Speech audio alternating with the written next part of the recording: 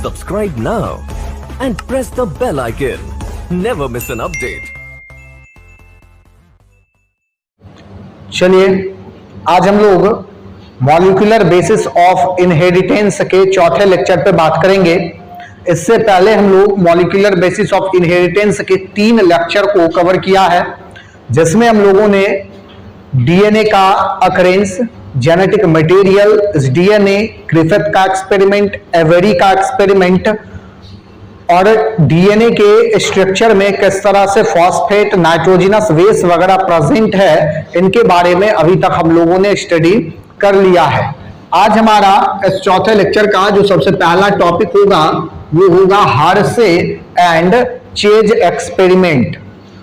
इससे पहले ग्रिफिथ और एवेरी नाम के साइंटिस्ट के द्वारा जब इन चीजों का स्टडी किया गया या ये बताया गया कि DNA is the genetic material, तब तक लोग इस बात को मानने के लिए तैयार अभी तक नहीं थे कि डीएनए ही जेनेटिक मटेरियल है, क्योंकि उससे पहले भी ये विवाद रह चुका था डीएनए और प्रोटीन में कि जेनेटिक मटेरियल कौन सा है, और लोगों का मानना था कि protein is the genetic material. कुछ एक्सपेरिमेंट के बाद ग्रिफिथ और एवेरी ये प्रूव करने का कोशिश किए कि डीएनए ही जेनेटिक मटेरियल है, लेकिन इसके बाद हार्से और चेज का एक्सपेरिमेंट ये पूर्ण रूप से दिखाया, पूर्ण रूप से ये साबित किया कि डीएनए ही जेनेटिक मटेरियल है।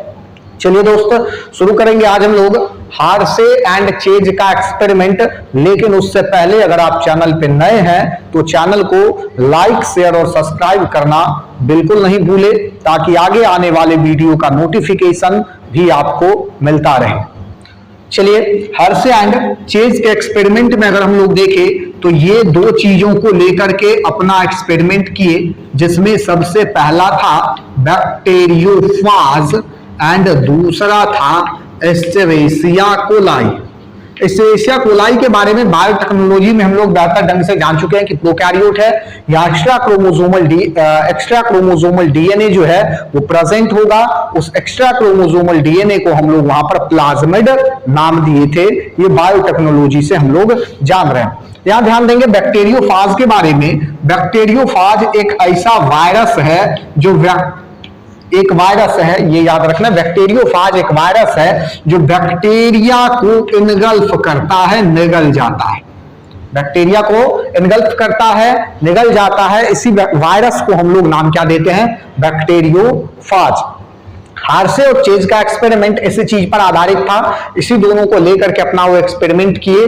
देखेंगे जरा कि किस तरह से हार्से और चेज बैक्टीरियोफाज और एस्चेरेशिया कोलाई के प्रेजेंस में ये साबित किए कि डीएनए ही जेनेटिक मटेरियल है। चलिए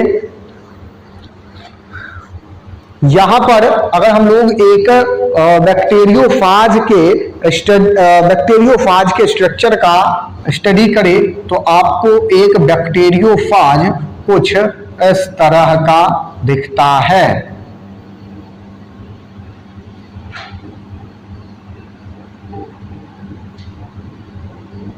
इस तरह से एक बैक्टीरियोफाज का स्ट्रक्चर है, जहां पर आपको इसके नीचे डीएनए भी मिलेगा।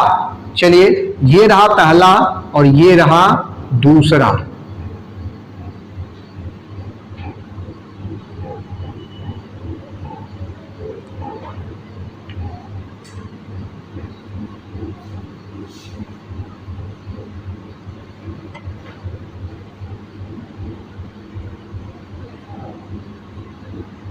चलिए यहां भी आपको मिलेगा ये इसका डीएनए। इसके साथ ही अब लिया गया एस्चेरेशिया कोलाई। अब लिया गया यहां एस्चेरेशिया कोलाई, ये रहा एस्चेरेशिया कोलाई। ध्यान देंगे ये 5 स्टेप में हार्से और चेज इस बात को प्रूव किए कि डीएनए ही जेनेटिक मटेरियल है। उस एक्सपेरिमेंट के प्रोसीजर में सबसे पहला आता है लेबलिंग, दूसरा इन्फेक्शन, तीसरा ब्लेंडिंग, चौथा सेंट्रीफ्यूगेशन। ठीक, और 5वें स्टेज में एनालिसिस किया गया कि क्या यहां पर इन सारे प्रोसेस के बाद वहां किस तरह का डिफरेंस देखने के लिए मिलता है। तो चलिए देखिए जरा, सबसे पहले जब ये बैक्टीरिया लिया गया तो इसको कोट किया गया, इसको डिनोट किया गया, इस बैक्टीरिया को। यहां पर आप देखेंगे जरा, दो चीजों से लेबलिंग, सबसे पहला जो स्टेज है लेबलिंग में किया गया कि इस बैक्टीरिया को, ये जो बैक्टीरियोफाज, सॉरी इस बैक्टीरिया को नहीं, इस बैक्टीरियोफाज को जो लिया गया यहां पर रेडियो एक्टिव फॉस्फोरस से और रेडियो एक्टिव सल्फर से क्या किया गया, कोट किया गया। यानी कि इस दोनों को कुछ बैक्टीरियोफाज को, कुछ वायरस को रखा गया रेडियो एक्टिव सल्फर में और कुछ को रखा गया कहां, तो रेडियो एक्टिव फॉस्फोरस में। लेबलिंग के लिए ध्यान देंगे जरा कि होता क्या है कि यहां पर इस बैक्टीरियोफाज का ये वाला जो रीजन है बाहर का, ये वाला है प्रोटीन कोट, और इसके नीचे जो ये स्ट्रक्चर दिखाई दे रहा है ये क्या है, डीएनए। यहां पर भी वही बात, ये रहा प्रोटीन और ये रहेगा इसके नीचे डीएनए। ध्यान देंगे, हम लोग ये पहले से जान रहे पीछे से कि डीएनए के पास फॉस्फेट ग्रुप है। डीऑक्सीराइबो न्यूक्लिक एसिड का स्ट्रक्चर आपको पीछे के लेक्चर में बताया गया है। वहां पर आपको बताया गया था कि डीएनए के पास फॉस्फेट ग्रुप होता है, लेकिन प्रोटीन के पास फॉस्फेट ग्रुप नहीं है। बात समझ गए? ध्यान देंगे जरा, यही बात मेन है जो आपको समझना है। डीएनए के पास फॉस्फेट ग्रुप है, लेकिन प्रोटीन के पास फॉस्फेट ग्रुप नहीं है। प्रोटीन के पास इसका उल्टा है, सल्फर, और यहां पर है फॉस्फोरस।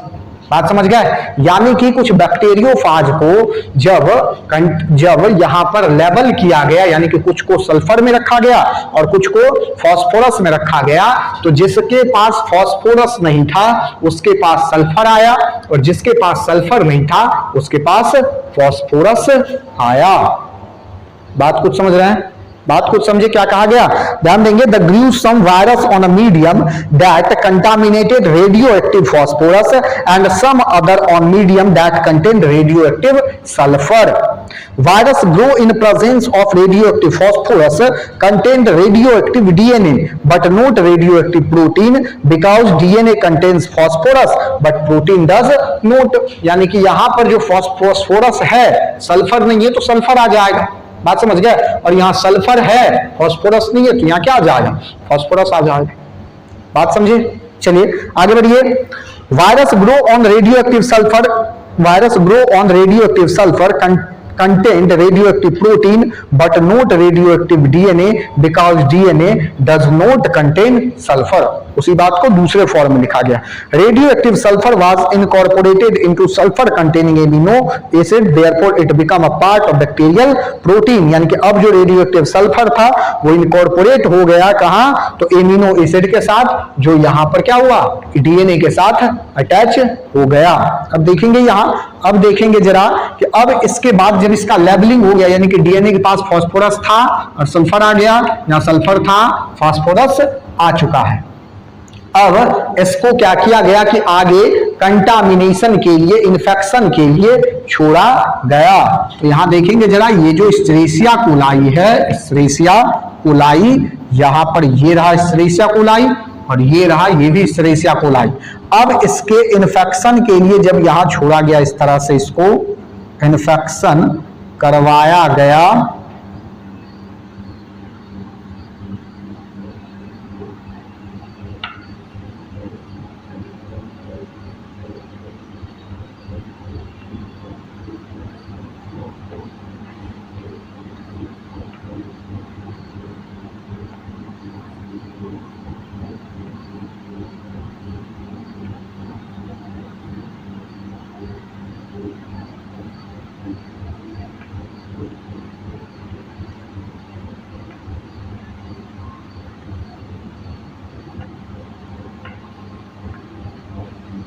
चलिए ये रहा डीएनए इसके नीचे का,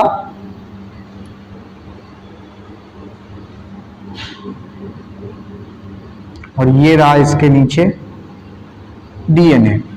चलिए इन्फेक्शन कराया गया पहले स्टेज में, तो ये बैक्टीरियोफाज क्या करेगा कि पहले ही आपको बता दिया गया कि ये बैक्टीरिया को इनगल्फ करने का काम करता है, तो ये अपना डीएनए यहां पर क्या करता है, इनकॉर्पोरेट करता है, ये भी करेगा, और यहां से ये भी अपना डीएनए यहां पर क्या करेगा, इनकॉर्पोरेट करेगा। दोनों बैक्टीरियोफाज यहां पर इनकॉर्पोरेट करता है किसको, तो अपने डीएनए को। बात समझ गए, ध्यान देंगे जरा, डीएनए को क्या किया गया, इनकॉर्पोरेट किया गया। जब यहां पर इसका इन्फेक्शन हो गया, इन्फेक्शन यानी कि ये इनकॉर्पोरेट कर दिया इसको, उसके बाद आता है ब्लेंडिंग। ब्लेंडिंग में क्या किया गया, as the infection proceed the bacteria were agitate in a blender to break the contact between virus and bacteria. यहां ध्यान देंगे कि इसका खुद का अपना भी क्या होगा, कुछ पहले से तो डीएनए होगा ना, किसका, एस्चेरिचिया कोलाई का, और यहां पर भी है, तो इसलिए इसको ब्लेंडिंग किया गया ताकि ये दोनों आपस में क्या हो, अटैच नहीं हो। आप समझ गए, इसके लिए क्या किया गया, ब्लेंडिंग किया गया, और इसके बाद किया गया इसका centrifugation. The virus particle were separate from bacteria by spinning them into centrifuge. Heavier bacteria settled down in the form of pellet. Supernatant content lighter viral coats which do not enter bacterial cell. Pellet as well as supernatant was analyzed. Phage bacteriophage with labeled protein did not make bacterial labeled. यहां ध्यान देंगे। इसके बाद क्या किया गया कि centrifugation जब किया गया तो देखा गया कि जब, यहां ध्यान दीजिए, ये यहां पर डीएनए आया है, जब इस डीएनए का यानी कि यहां से इस दोनों डीएनए को निकाल करके स्टडी किया गया, तो दो बात कंफ्यूजन क्या था, दो बातों का क्या सर, कि DNA is the genetic material, DNA is the genetic material और protein is the genetic material. तो कहा यह गया कि इस डीएनए के पास फास्फोरस है लेकिन सल्फर नहीं है, और इस प्रोटीन के पास सल्फर है लेकिन फास्फोरस नहीं है, लेकिन अब तो दोनों है दोनों के पास। तो अब अगर ये बैक्टीरियोफाज अपने कैरेक्टर को इस एस्चेरिचिया कोलाई में दे रहा है, तो यानी कि जिस तरह इस डीएनए के साथ, ये डीएनए जब आएगा यहां पर, तो इसके साथ सल्फर भी आया, तो प्रोटीन जो आएगा तो उसके साथ फास्फोरस भी आना चाहिए ना। लेकिन सेंट्रीफ्यूगेशन जब किया गया, इस डीएनए का स्टडी जब किया गया फर्दर, तो देखा गया कि केवल और केवल इस डीएनए के साथ क्या हुआ है कि ये फास्फोरस तो पहले से डीएनए में है, और इसके साथ ये सल्फर यहां पहुंचा है, लेकिन ये वाला जो कंडीशन है, प्रोटीन के साथ जो फास्फोरस नहीं था लेकिन फिर भी हम लोग उसमें डाले, तो वो आगे आने वाले जनरेशन में क्या हुआ है, ट्रांसफर नहीं हुआ है। बात समझ गए, तो यहां से ये पूरा प्रूव हो जाता है हार्से और चेज के एक्सपेरिमेंट से कि डीएनए ही जेनेटिक मटेरियल है। ध्यान देंगे जरा, इसका जो एक ब्रीफ रिव्यू देखेंगे तुरंत किस तरह से किया। हार्से और चेज दो चीज लिए, बैक्टीरियोफाज, दूसरा एस्चेरिचिया कोलाई। बैक्टीरियोफाज ऐसा वायरस है जो क्या करता है कि बैक्टीरिया को इनगल्फ करता है, बैक्टीरिया को अपना शिकार बनाता है, उसी से अपना लाइफ साइकिल वो पूरा करता है। अब ये देखेंगे जरा थोड़ा सा यहाँ पर कि ये बैक्टीरिया क्या करेगा, इस एस्चेरिचिया कोलाई के साथ जुड़ेगा, अपना डीएनए डालेगा। अब ये Escherichia coli change into bacteriophage, यानी कि अब इसका डीएनए खुद का कुछ काम का नहीं होगा। ये वायरस क्या किया, अपना डीएनए डाल देगा, और यहां से इस एस्चेरिचिया कोलाई में क्या होता है कि केवल और केवल बैक्टीरियोफाज बनेगा, खूब सारा, एस्चेरिचिया कोलाई नहीं बनेगा। बात समझ गए ना, ये याद रखना है। चलिए अब देखिए जरा कि यहां पर हम लोग को देखना क्या है, बैक्टीरियोफाज लिया गया वायरस, और जो बैक्टीरिया पर अटैक करता है ले लिया गया, इसका खुद का डीएनए है, डीएनए के पास फॉस्फेट होता है और सल्फर नहीं होता, ये हम लोग पीछे के क्लास से जान रहे हैं। प्रोटीन के पास क्या होगा कि सल्फर होगा लेकिन फास्फोरस नहीं होगा या फॉस्फेट नहीं होगा। बात समझ गए। चलिए यहां देखेंगे इसके बाद क्या किया गया कि इस दोनों को रेडियो एक्टिव फास्फोरस और रेडियो एक्टिव सल्फर में डाल दिया गया दोनों को, कुछ को डाला गया रेडियो एक्टिव सल्फर में, कुछ को डाला गया रेडियो एक्टिव फास्फोरस में, कोई दिक्कत नहीं है। जैसे ही डाला गया तो यहां पर जिसके पास फास्फोरस नहीं था वो सल्फर लिया, जिसके पास सल्फर नहीं था वो फास्फोरस लिया।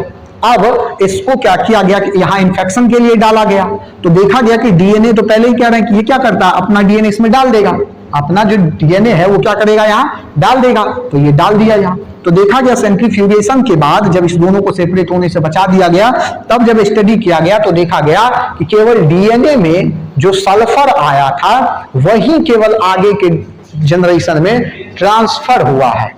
लेकिन इसके बाद जो अगले जनरेशन में, यानी कि ये जो दूसरा वाला प्रोटीन वाला स्थिति था, जो प्रोटीन आगे आ रहा है, यहां से जब बैक्टीरियो, यहां ध्यान दीजिए, आप समझ नहीं रहे तुम लोग, ये देखो ये है, तो यहां पे जब ये वायरस यहां अपना कैरेक्टर डाला तो यहां पर ये डीएनए के साथ तो ये प्रोटीन भी अगले नेक्स्ट जनरेशन में आएगा। यानी कि यहां पर जब बहुत सारा बनेगा तो ऐसा तो नहीं ना होगा कि केवल डीएनए आया तो डीएनए का कैरेक्टर दिखेगा। जैसे बैक्टीरियोफाज में तो जो कैरेक्टर है सब वहां दिखेगा, डीएनए भी दिखेगा और प्रोटीन भी दिखेगा, दोनों दिखेगा। तो अब यहां क्या होना चाहिए था, अगर डीएनए जेनेटिक मटेरियल होता तो क्या होता, इस प्रोटीन के साथ ये फास्फोरस भी आता, समझे बात को। लेकिन ऐसा नहीं हुआ। हुआ क्या कि केवल इस डीएनए के साथ जो सल्फर था वो आया। यानी कि अब जो नेक्स्ट जनरेशन आएगा यहां पर, ये वाला जो है अगला जनरेशन इसका मान लेते हैं ये वाला, तो यहां क्या हुआ है कि ये डीएनए है, ये डीएनए है ना, अब इस डीएनए में फास्फोरस तो है ही और सल्फर नहीं होना चाहिए था, लेकिन यहां पर आया। क्यों आया, क्योंकि इसके डीएनए में ये सल्फर आ चुका था। दूसरा स्थिति देखें तो इस प्रोटीन के पास क्या है, फास्फोरस नहीं है, नहीं ना है, लेकिन डाले जब इसको रेडियो एक्टिव फास्फोरस में तब तो आएगा। तो अब जब नेक्स्ट जनरेशन में यहां आया तो यहां भी इसके प्रोटीन में फास्फोरस होना चाहिए, लेकिन नहीं हुआ। बात समझे। अब पता चल रहा है क्या कह रहा है एक्सपेरिमेंट। तो एक्सपेरिमेंट यही कहा कि प्रोटीन जो है ना कुछ ऐसा कैरेक्टर को लेकर के जा नहीं रहा है, केवल डीएनए ही क्या कर रहा है, उस कैरेक्टर को लेकर के जा रहा है। बात समझ गया। तो यही कहानी है किसका, हर्शे और चेज के एक्सपेरिमेंट का।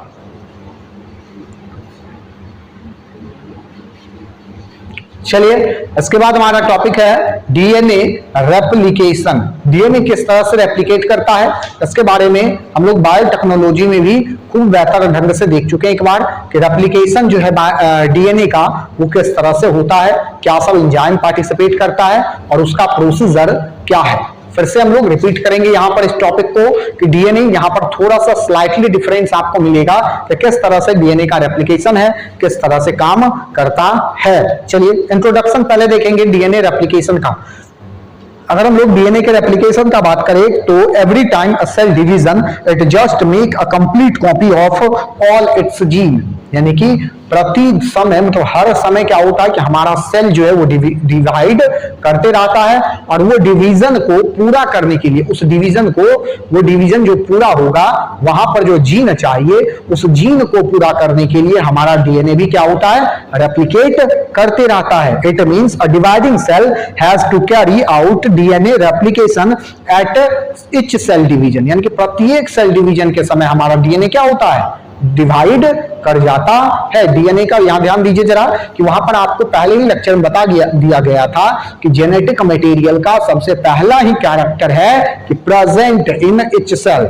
यानी कि सभी कोशिका में, सभी सेल में वो क्या होना चाहिए, प्रेजेंट होना चाहिए। तो जब सेल डिवाइड किया तो 1 से 2, 2 से 4, 4 से 8, 10, 12 इस तरह से बढ़ रहा है। तो डीएनए भी क्या होगा, डीएनए भी रेप्लिकेट करते करते उसके संख्या को उसके नंबर के बराबर अपने नंबर को करेगा। बात समझ गए, बात समझे। चलिए आगे बढ़ेंगे जरा। The replication of DNA requires precise accuracy because even an error rate of 0.01% cause significant accumulation of gene mutation.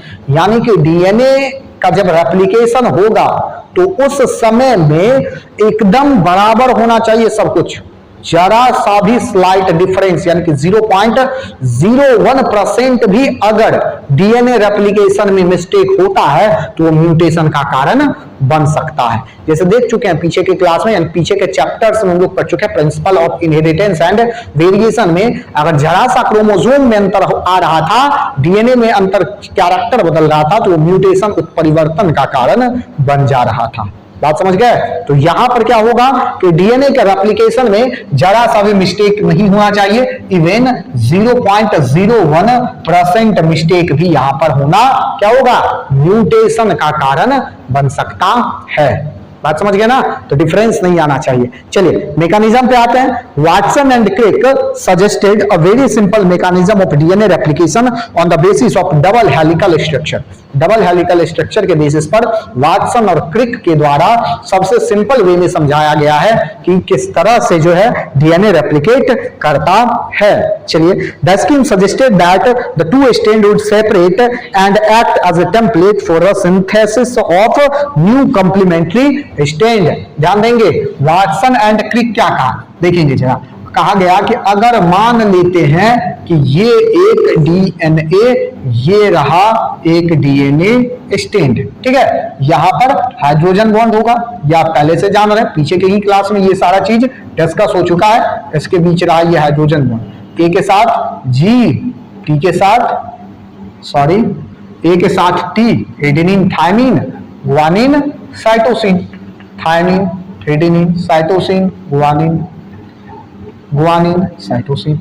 इस तरह से यहां पर है, ये हम लोग पीछे क्लास से जान रहे हैं। यहां पर हाइड्रोजन बॉन्ड होता है, इसे इसको इस तरफ लिखना चाहिए था, लेकिन हम लोग बाहर लिखे, कोई दिक्कत नहीं है। ए के साथ ट्रिपल बॉन्ड और जी के साथ double bond present, sorry A के साथ डबल बॉन्ड, जी के साथ ट्रिपल बॉन्ड प्रेजेंट होता है। Hydrogen triple hydrogen bond present होता है, ये हम लोग पहले से जान रहे हैं। वाटसन एंड क्रिक क्या कहा कि अगर ये डीएनए है इस तरह से, तो यहां पर ये सबसे पहले कुछ हिस्सा खुलेगा। या ध्यान देंगे जरा, ये जो आपको बनाया जा रहा है, ये डीएनए का अभी तक डीएनए पैक था, अब ये हमारा डीएनए क्या हुआ है, खुल चुका है।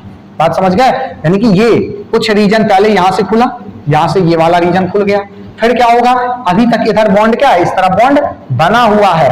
अब तब तक क्या होगा, यहां से खुलते जाएगा, धीरे धीरे नीचे तक आएगा। अभी हम लोग मैकेनिज्म पूरा पढ़ेंगे, ठीक है, तो इसमें ज्यादा घबराने की बात नहीं कि ये क्या कर रहा है। ये सबसे सिंपल वे में दिखाया गया है कि ये डीएनए है, ऐसे समझिए, ऐसे समझिए। अगर डीएनए का स्ट्रक्चर बना दे तो शायद ज्यादा समझ में आ जाए।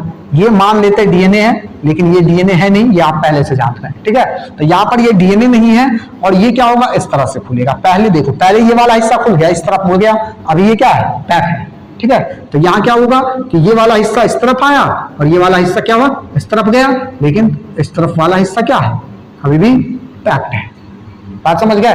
फिर कुछ समय के बाद यहाँ ये खुलेगा, फिर अभी यहाँ तक खुल गया, और ये नीचे का हिस्सा क्या है, पैक्ड है। फिर इसके बाद यहाँ तक खुला, फिर नीचे का हिस्सा पैक्ड है। इस तरह से ये डीएनए रेप्लिकेशन में जो वाटसन एंड क्रिक का हेलिकल मॉडल था, ये क्या था, ध्यान देंगे। इसमें और बात कहा गया है, after the completion of replication each DNA molecule would have one parental and one newly synthesis strand. यहाँ आप अगर देखेंगे, आपको 5' 3' वगैरह 5' 3' वगैरह का जानकारी दे दिया गया अभी तक में। इसलिए आपको ये समझ में आना चाहिए, अगर ये 3' है तो ये 5' होगा, ये फिर 5' होगा, और ये 3' होगा, ठीक है। ये आपको पीछे के ही क्लास में बता दिया गया है। अब देखिए कि जैसे कहना ये है DNA sorry Watson and Crick के हेलिक्स मॉडल के अनुसार कि अगर ये 3' से 5' है, तो जैसे ये खुला, यहां पर एक प्राइम आएगा, और जो 5' से 3' की ओर होगा, और इस तरफ भी एक होगा जो 3' से 5' की ओर होता है। यहां पर यहां आप देख रहे हैं कि एक जो डीएनए है ये वाला, वो क्या है, ये पुराना वाला है ना, ये पुराना ही ना है, और यही ना खुला है, तो एक स्ट्रैंड ये है। और दूसरा ये जो आया है, तो ये न्यूली सिंथेसाइज्ड स्ट्रैंड है। बात समझ गया? अब जो डीएनए आगे बनेगा, तो 2 डीएनए का फॉर्मेशन हुआ ना, एक ये बनेगा, दूसरा ये बनेगा। बात समझे? अब ये एक बना और ये क्या हुआ, दूसरा बना, तो ये वाला डीएनए के पास आधा तो पुराना ही कैरेक्टर है, आधा नया आया ना, तो इस कैरेक्टर के कारण इसको कहा जाता है सेमी कंजर्वेटिव मेथड। बात समझ गया? सेमी कंजर्वेटिव मेथड समझ में आया कि कुछ जो है आधा कैरेक्टर पीछे वाला और आधा नया वाला, इसलिए सेमी कंजर्वेटिव मेथड भी इसको कहा जाता है। अभी देखेंगे फिर आगे, यहां ध्यान देंगे। आफ्टर ये हो गया, this scheme was termed as semi conservative DNA replication. चलिए during replication the weak hydrogen bond between the nitrogenous base of nucleoside separate, बता दिया गया आपको। The two polynucleotide strand of DNA also separate and uncoiled, यानी कि ये जो अभी क्वाइल्ड है ये धीरे धीरे क्या होगा, अनक्वाइल्ड हो जाएगा। The separate strand are complementary to one another, ये सेपरेट जो हुआ है ये कंप्लीमेंट्री है वन अनदर, एक दूसरे के लिए, ये हम लोग पहले से जान रहे हैं। One nucleoside are attached by their hydrogen bond, their sugar radical unite together by phosphate component। अब देखिए जरा, अगर यहां से ये पहले क्या हुआ, खुला, तो अब ये जब यहां पर कंप्लीमेंट्री स्ट्रैंड आते गया है, यहां पर इसका ये, तो इस समय में क्या होगा, ये जो है अपना आगे चल करके फॉस्फेट बॉन्ड के साथ भी जुड़ेगा, क्योंकि नए डीएनए के फॉर्मेशन के लिए क्या है, फॉस्फेट बॉन्ड का होना, ग्लाइकोसिडिक बॉन्ड का होना क्या है, जरूरी है। ये हम लोग पीछे के क्लास में देख चुके हैं। चलिए, each strand of DNA serve as template और model on which complementary strand is synthesised. यहां पर ये देखिए जरा, ये रहा आपका क्या, ये रहा कंप्लीमेंट्री स्ट्रैंड, और ये वाला रहा पीछे, ये वाला भी रहा कंप्लीमेंट्री, और ये जो हम लोगों को दिखाई दे रहा साइड से, ये क्या है, तो ये है टेम्पलेट, डीएनए टेम्पलेट। किसको कहा जाता है, डीएनए का वो रीजन जहां पर कंप्लीमेंट्री स्ट्रैंड आकर के जुड़ता है या न्यू स्ट्रैंड आकर के अटैच होता है, इसी को हम लोग क्या कह देंगे, उसी को क्या कहेंगे, डीएनए टेम्पलेट। पीसीआर में बताया गया है डीएनए टेम्पलेट के बारे में, पीसीआर मेथड याद होगा अगर, तो वहां पर डीएनए टेम्पलेट के बारे में फिर से एक बार पहले भी बताया गया था कि टेम्पलेट जो था वो रीजन था जहां आकर के नया डीएनए आकर के अटैच होता था और न्यू डीएनए का फॉर्मेशन करता था। तो चलिए, सेमी कंजर्वेटिव मेथड आपको समझ में आ गया होगा क्या है। This method of DNA replication is called semi conservative method because each daughter DNA. अब देखिए जरा, ये एक डीएनए बनाना, ये मिला पहला डीएनए हम लोगों को और ये मिला दूसरा डीएनए, मिला 2 डीएनए। अब इस दोनों डीएनए में आपको क्या मिल रहा है कि एक डीएनए ये वाला जो तुमको दिख रहा है, तो ये तो पीछे वाला ही ना आया है, यहां से यही ना खुला है, एक इस तरफ खुला और एक इस तरफ खुला, तो एक आधा यही से आया तुमको और आधा नया बना, ठीक है। इच डॉटर डीएनए, यानी कि ये वाला जो डीएनए है, ये डॉटर डीएनए पहला और ये दूसरा, तो इच डॉटर डीएनए के पास जो है क्या हो जाएगा, दोनों डीएनए के पास जो है molecule in hybrid conserving one parental strand and another newly synthesised strand. बात समझ गए, एक के पास पैरेंटल है और दूसरे के पास क्या है, दो सिंथेसाइज्ड वहां पर मिलेगा आपको। बात समझ गए। चलिए, इसका एक्सपेरिमेंटल प्रूफ भी हम लोगों के पास है। किसका, तो दो अलग अलग एक्सपेरिमेंट हम लोगों के पास है। पहला मैथ्यू मेल्सन एंड फ्रैंकलिन स्टेल, ठीक है, मैथ्यू मिसेल्सन एंड फ्रैंकलिन स्टेल का जो है हम लोगों के पास एक्सपेरिमेंटल प्रूफ है कि डीएनए जो है उसका रेप्लिकेशन सेमी कंजर्वेटिव नेचर का होता है। बात समझ गया। चलिए देखते हैं जरा कि इस एक्सपेरिमेंट में किस तरह से कार्य किया गया। चलिए देखिए जरा, ये हमारा अगला जो एक्सपेरिमेंटल प्रूफ है, DNA is the genetic material. इसका एक्सपेरिमेंटल प्रूफ हम लोगों को यही से मिलता है, मिसेल्सन एंड स्टाल। मिसेल्सन एंड स्टाल का एक्सपेरिमेंट क्या कहता है ये देखेंगे जरा। सबसे पहले यहाँ पे हम लोग इसका लैंग्वेज बात करेंगे, उसके बाद इस स्ट्रक्चर से आप समझेंगे तो बेहतरीन ढंग से आपको समझ में आएगी ये कहानी कि यहाँ चल क्या रहा है आखिर में। चलिए, सबसे पहले क्या किया गया कि एक एस्चेरिचिया कोलाई को लिया गया और उसको NH4 यानी NH4Cl मीडियम में रखा गया, जहां N15 हैवी आइसोटोप है किसका, नाइट्रोजन का। जब इसको वहां पर रखा गया तो वहां हम लोग देखे कि as the only nitrogen source of many generation, यानी कि वहां पर नाइट्रोजन का सोर्स केवल और केवल क्या रहा, N15 यानी कि NH4Cl वाला। चलिए, the result of N15 was incorporate into newly synthesised DNA. Newly synthesised DNA यानी कि हम लोग सीधा सा ये समझिए आप, सीधा साधा बात, कि जब किसी भी बैक्टीरिया को किसी मीडियम में रखा गया और वहां पर जो मीडियम है वो अगर उसके न्यूट्रिशन के लिए जरूरी है तो वो उसको क्या करेगा, उसको अपने आप में इनकॉर्पोरेट करेगा और वहां पर क्या करेगा, अपना ग्रोथ कंटिन्यू करेगा।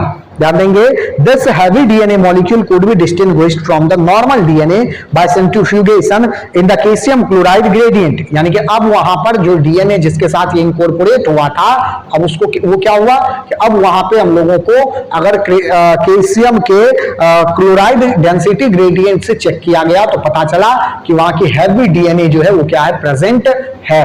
चलिए आगे देखेंगे जरा। इसके बाद फिर आगे जो 20 मिनट 40 मिनट के बाद एक्सपेरिमेंट किया गया तो ये देखा गया। यहां ध्यान देंगे आप जरा, 20 मिनट के बाद ये हम लोग को रिजल्ट मिला है और यहां पर ये 40 मिनट के बाद, क्योंकि ये सेरिया कोलाई है ना, और ये काफी जल्दी जल्दी क्या करता है, ग्रो करता है, मल्टीप्लाई करेगा अपने आप को। ध्यान देंगे जरा कि मैसल्स एंड स्टेल का एक्सपेरिमेंट कहता क्या है, कहना क्या चाह रहा है। तो देखिए जरा, लिया गया एक डीएनए एक बैक्टीरिया एस्चेरिचिया कोलाई, जिसको N15 मीडियम में क्या किया गया, रखा गया।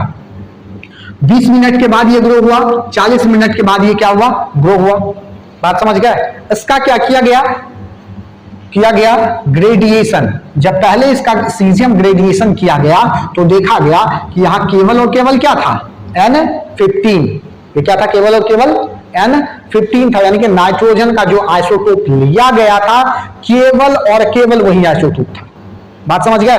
लेकिन जब नेक्स्ट जनरेशन में देखा गया ना, तो यहां देखा गया कि N15 जो हम लोग डाले हैं, जब मल्टीप्लाई किया, पहले जनरेशन में कुछ नहीं दिखा, लेकिन आगे जब ये मल्टीप्लाई किया तो देखा गया कि एक तो N15 हम लोग डाले ही हैं और N14 इसके पास पहले से है। बात समझ गए। तो यहां क्या हुआ कि दोनों डीएनए इनकॉर्पोरेट होकर के एक नए डीएनए का क्या किया, फॉर्मेशन कर लिया। यानी कि एक पैरेंटल N14 और N15 न्यूली सिंथेसाइज्ड डीएनए। बात समझ गया। जब इसके बाद 40 मिनट के बाद स्टडी किया गया तो देखा गया कि वहां पर N14 भी है, और यानी कि ये लाइट भी है और ये हाइब्रिड भी है, यानी कि सेपरेट वाला भी है, और हाइब्रिड वाला जो सेमी कंजर्वेटिव नेचर वाला था वो भी वहां पर क्या है, प्रेजेंट है। ये एक्सपेरिमेंट क्या दिखाया कि ये एक्सपेरिमेंट यही दिखा रहा है कि डीएनए का जो रेप्लिकेशन है वो सेमी कंजर्वेटिव नेचर का होता है। बात समझ में आई। Nature of DNA replication is semi conservative. बात समझ गए। तो इस बात को याद रखना है। टेलर एंड कॉलेजेंस एक्सपेरिमेंट, ये भी इसी तरह से फावाविंस पर किया गया।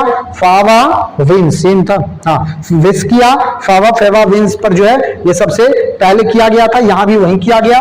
मान लेते हैं कि अगर यहां पर हम लोग देखिए जरा, ये टेलर का experiment, Taylor and colleagues, Taylor and colleagues का एक्सपेरिमेंट क्या कहता है, टेलर एंड कोलेजियस का एक्सपेरिमेंट क्या कहता है, इसको भी आप समझेंगे। अगर ये आपको समझ में आ गई तो अब आपको ज्यादा समस्या यहां देखने के लिए नहीं मिलेगा। अगर मान लीजिए कि ये एक फावाविंस है, ऐसा होता नहीं है, एक हम आउटलाइन डायग्राम बना रहे हैं, इस तरह से कुछ आपको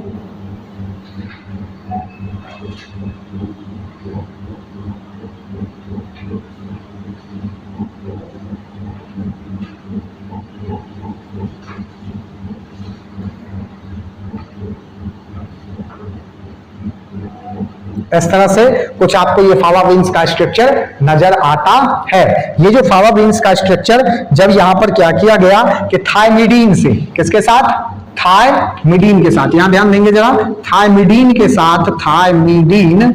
साथ इसको जब क्या किया गया, यहां ध्यान दीजिए, यहां पर केवल पहले N15 लिया गया था ना, अब यहां क्या लिया गया, थायमिडीन के साथ लेवल किया गया। ठीक है। थायमिडीन के साथ लेवल करने के बाद जब देखा गया अगले नेक्स्ट जनरेशन में, तो देखा क्या गया ये भी समझेंगे जरा कि यहां पर ये अगर मान लीजिए ये रहा,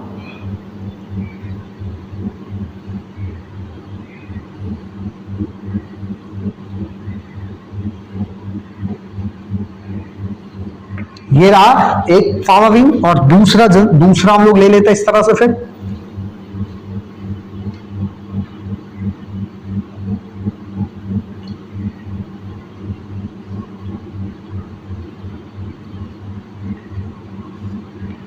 ये रहा दूसरा वाला। ठीक है। तो देखा क्या गया, देखा ये गया कि नेक्स्ट जनरेशन में क्या हुआ कि ये जो फर्स्ट जनरेशन है यहां पर क्या हुआ कि कुछ लेबल्ड मिला, यानी कि इस तरफ वाला, यानी कि थायमिडीन के साथ था, कुछ पर क्या था, थायमिडीन था, थायमिडीन प्रेजेंट था इस तरफ वाले में, और यहां भी लेवल्ड था, यहां भी थायमिडीन था, लेकिन इस दोनों में क्या हुआ, ये दोनों अनलेवल्ड रहा। मतलब क्या, यहां क्या देखे, सेमी कंजर्वेटिव है। मतलब क्या कि आधा पर ही क्या हुआ है, थायमिडीन का इफेक्ट देखने के लिए मिला है, आधा पर नहीं मिला है। आगे ले जाएंगे तो 2 से कितना बनेगा, 4 बनेगा ना, तो 4 में क्या होगा, आधा आपको लेवल्ड मिलेगा और आधा आपको अनलेवल्ड मिलेगा। बात समझ गए ना, फिर से वही बात, तो यही वाला केवल अंतर यहाँ ये आया ना कि यहाँ हैवी आइसोटोप लिया गया नाइट्रोजन का, और यहाँ पर क्या लिया गया, थायमिडीन लिया गया। आपको याद यहाँ पर ये मुख्य रूप से रखना है कि यहाँ पर जो N15 लिया गया था, वो N15 जो है वो आइसोटोप है, हैवी आइसोटोप। बहुत सारे जगहों पर इसको जो बच्चा समझ ये लेता है कि वो क्या रेडियो एक्टिव आइसोटोप है। बात समझ गए, आपके सीट में कहीं पर लिखा गया होगा नोट करके, please note that N15 is not a radioactive isotope and it can be separated from N14 only based on densities. Density के बेसिस पर ही इसको क्या किया गया, केवल अलग किया गया है। चलिए, तो ये हमारा एक्सपेरिमेंटल ये प्रूफ हो गया कि DNA is replication of DNA is semi conservative in nature. अब आपसे क्वेश्चन पूछा जा सकता है, बोर्ड वाला भी कई बार पूछा है, ये थायमिडीन और N15 को लेकर के एक्सपेरिमेंट नीट में भी ऑब्जेक्टिव में कई बार आया है कि किस चीज से, फावा बीन्स पर जो है किस तरह का एक्सपेरिमेंट जो है ये प्रूव कर दिया कि डीएनए रेप्लिकेशन कंजर्वेटिव नेचर का होता है। और यहां से भी कई बार क्वेश्चन आया है बोर्ड में, यहां से सब्जेक्टिव आपसे पूछा जाएगा तो आपको ये फिगर सही ड्रॉ करके दिखाना पड़ेगा और लिखना भी पड़ेगा साथ के साथ। लेकिन जब नीट में आता है क्वेश्चन, मेडिकल वाले एग्जाम में, किसी भी एग्जाम में, तो वहां पर आपको ये सारा बनाना नहीं है, आपको केवल दिमाग में रजिस्ट रखना है कि इस तरह का कहानियां चलेगा। चलिए, आज के सभा को हम लोग यही समाप्त करेंगे। आगे आने वाले क्लास में हम लोग machinery of DNA replication and enzyme involve in DNA replication का जो है चर्चा हम लोग करेंगे।